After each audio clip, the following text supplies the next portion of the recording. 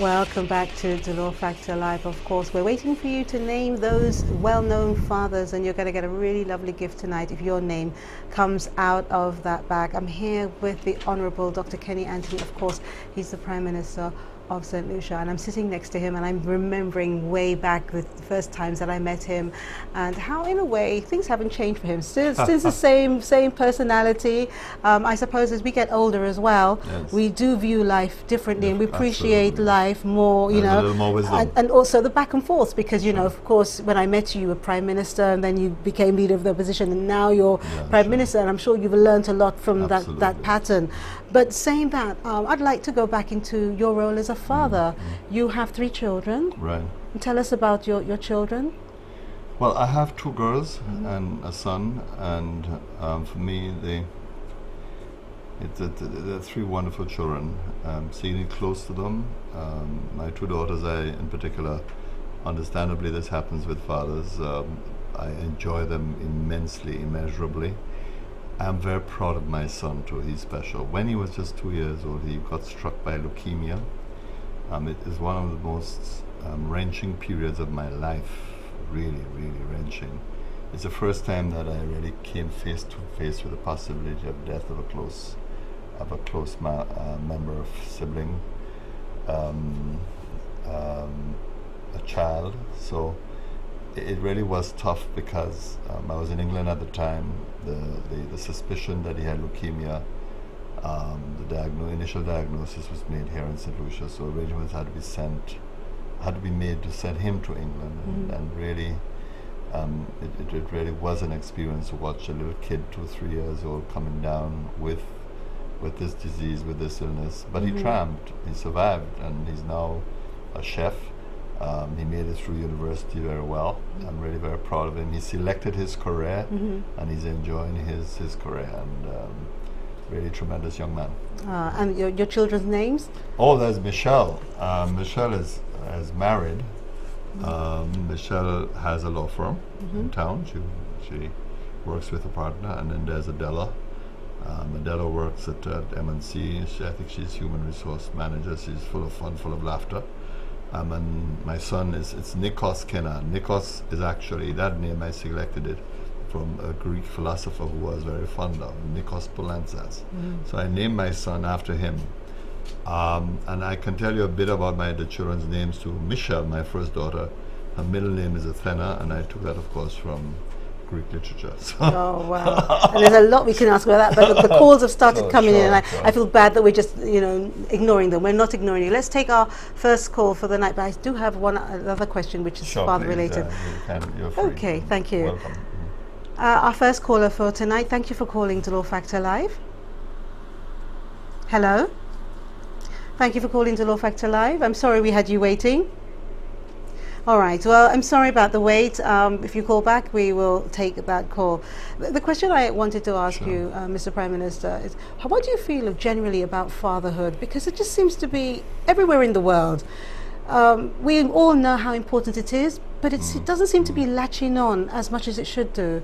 Listen, I believe that many of the social problems we have, the lack of motivation, or young men in particular, is really because of the absence of role models, especially the male figure in the household. And we have to find some way to make that reconnection, to say to fathers that they need to re-engage their young sons, not just their daughters, and that they have to be a role model, and we have to look deep into the social structure.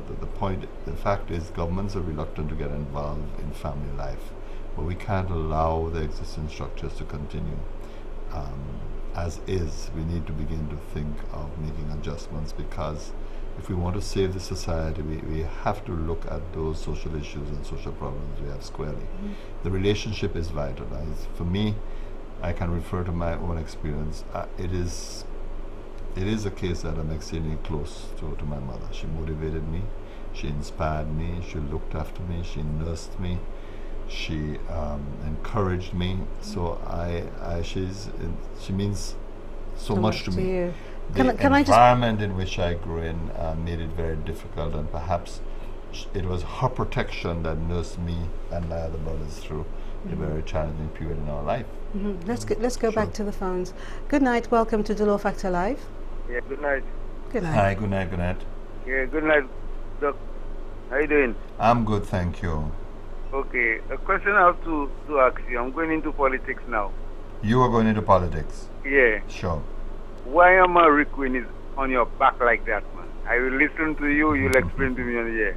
Alright? Yes. I would prefer not to go into that tonight. I was going to ask you if you wouldn't mind. But for me, while certain people may have their issues, they have their, I have no malice, no anger, no hatred in my heart for anyone, and we live in a society that has broad tolerance for views, so people are free to say what they want. The important thing is that, and you know you have a mission, you know you have a responsibility, and you really can't allow those things to overwhelm me. Everybody's entitled to their opinion, to their view at all, so that whatever anybody believes is really their personal issue. And let me just remind viewers that the phone lines are open. If I haven't made it clear, that you're quite welcome to give us a call. And I want to actually read one of the emails that we have here. Someone here says that they want to tell you that you should grow back the long curly hairstyle that you used to wear. It was how I remembered him. Those were the days of the afro. Maybe you used to do that I used now. to have a huge afro at one time, and the sort of hair I had, you could well imagine, quite stringy when it's grown out. Yes. So I think that she's probably referring to that period of my life. Well, I don't think that hairstyle would be too acceptable, especially in the shoes of the Prime Minister. So, definitely. I mean, if there are already rumors that you have cancer, can you imagine if you started to grow this now? They'd say that you're becoming insane, you know? So you have to be very, very careful with that. Those were the days of definition. Those are the days of seeking to say who you were, what your thoughts were, what you believe. This is not just a style. But I think we have lost a lot from those days. The societies have changed so dramatically. The consciousness that was expressed through hairstyles, all of that has been lost. Yes, no, definitely. The one question that I wanted to ask you was about motivation. Sure. I once had. We have a call. Should we take that? Well, I think we have it coming up for a break soon. Sure. That's what we're saying. Okay. I'll just very quickly ask you, when it comes to motivation, what motivates you? Apart from speaking with your mom and my passion for excellence. I have an extraordinary passion for excellence. I believe there's a beauty in it, that if you can cut things close to perfection, then it radiates. So I have a passion for excellence, and I want to do well, and I want to see other people do well, and that's a problem because sometimes I may be harsh in my judgment, and often people misunderstand what it really means. But I have this passion, and secondly, the love for people. You can't always explain your heart, your soul, what makes you who you are. I think there's a mystery sometimes in your being that is, and a part of you that is unexplainable, that drives you. And to a very large extent, the idea that I can make a difference in lives of people, it brings me a certain pleasure, a certain comfort, and perhaps that explains your willingness to submit to whatever you endure in the process. Let's go to the phone lines before we go to the break. Hello, welcome to Dolor Factor Live. Good night, Dr. Anthony. Hi, good night, my friend. What's up, Doc? I am pretty good, thank you. And you? Dolor. Hello, good night. Hi. Dr. Anthony, one question for you, boss man. Sure. I know it's a tough one too. Yeah. Dr. Anthony, so many school children we have in the country. I know you with a promise. Yes. Of a computer and $500, right, Doc? You right? Yes. So when are you going to start that program? Is it this term or next term, Dr. Anthony? All right, sure. The $500 voucher program starts this September.